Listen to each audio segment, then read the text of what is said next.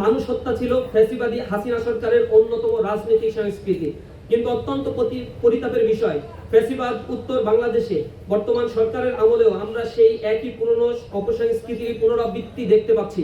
আপনারা জানেন 2025 সালের ডিসেম্বর মাসে রাজধানীর তেজগাঁও কলেজে ছাত্রাবাসে মাদক সেবন এবং আধিপত্য বিস্তারকে কেন্দ্র করে ছাত্রদলের দুই গ্রুপের মধ্যে রক্তক্ষয়ী সংঘর্ষের জেরে কলেজের মাধ্যমিক বিজ্ঞান বিভাগ, উচ্চ মাধ্যমিক বিজ্ঞান বিভাগের দ্বাদশ শ্রেণীর শিক্ষার্থী সাকিবুল হাসান রানাকে হত্যা করে ছাত্রদল। অথচ জুলাই অভ্যুত্থানের অন্যতম আকাঙ্ক্ষা ছিল সন্ত্রাস, হানাহানি, দলীয় লেজুর ভিত্তি মুক্ত শিক্ষাঙ্গন প্রতিষ্ঠা এবং জ্ঞান গবেষণা মুক্ত বুদ্ধি চর্চা ও নৈতিক মূল্যবোধ বিকাশে সহায়ক নিরাপদ ক্যাম্পাস বিনির্মাণ করা।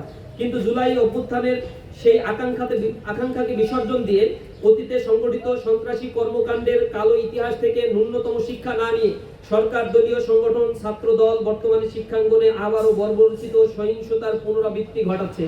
শুধু তাই নয়, গত 10 জুন নোয়াখালীর সেনবাগে মসজিদের সামনে মাদক বিক্রির প্রতিবাদ করায় স্থানীয় শহীদ জিয়া স্মৃতি সংসদের সভাপতি এবং বিএনপি কর্মী রশিদ ও মাদক কারবারি হারুন গঙ্গের বর্বরচিত হামলায় আরাফাত হোসেন ফাহিম নামে এক এসএসসি পরীক্ষার্থী নিহত হয়।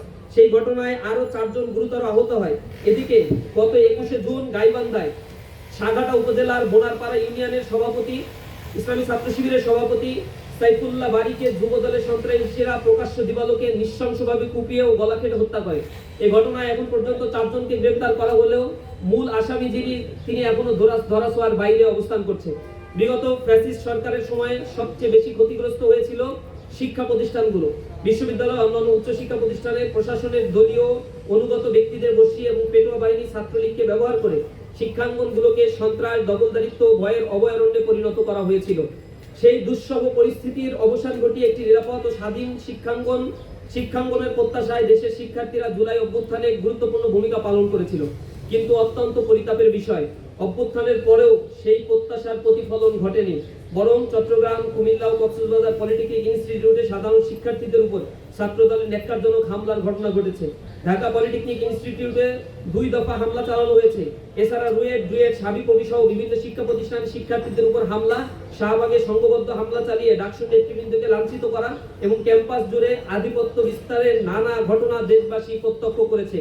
গতকালও রাজধানীর সিদ্ধেশ্বরী কলেজে অধ্যক্ষের কার্যালয়ে অধ্যক্ষের সামনে ছাত্র শিবিরের নেতাকর্মীদের উপর ছাত্রদলের সন্ত্রাসীরা হামলা চালায়। শিক্ষার্থীদের রক্ষা করতে এগিয়ে এলে সমাজবিজ্ঞান বিভাগের শিক্ষক খায়রুল ইসলামকেও মারধর করা হয়, তাকে আঘাত করা হয়, রক্তাক্ত করা হয়। সে শিক্ষকের দাঁত পর্যন্ত ভেঙে যায় এবং আহত অবস্থায় তিনি কোনো প্রতিকার পান নাই। সেটা মিডিয়াতেও সেই ঘটনাগুলো আসতে দেয় নাই।